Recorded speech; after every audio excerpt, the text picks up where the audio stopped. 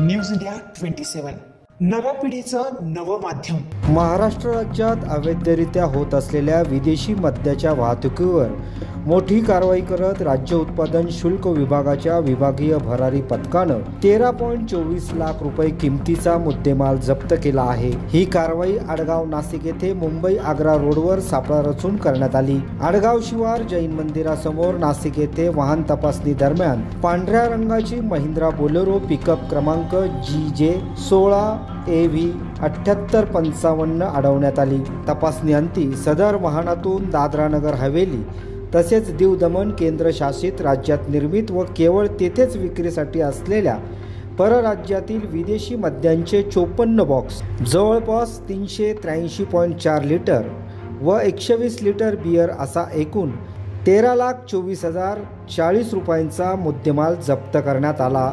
यावेळेस सुरेश सिंह भवरसिंह रावल यास अटक करण्यात आली।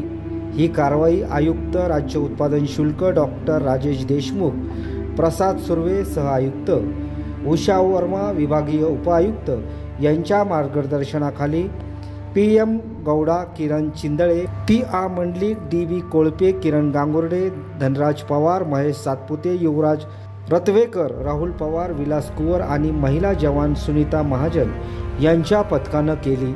News India Marathi bureau, Nashik.